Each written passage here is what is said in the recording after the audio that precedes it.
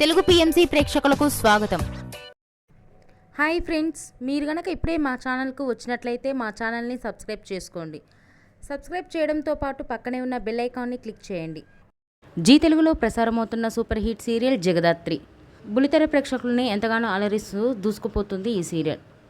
ఈ సీరియల్లో కేదార్ పాత్రలో దర్శ్ నటిస్తుండగా హీరోయిన్గా జగదాత్రి క్యారెక్టర్లో దీప్తి మన్నే నటిస్తుంది. తాజాగా దీప్తి మన్నే తన లేటెస్ట్ ఫొటోస్ని అభిమానులతో పంచుకుంది. ఆ ఫొటోస్ని మనం కూడా చూసేద్దాం.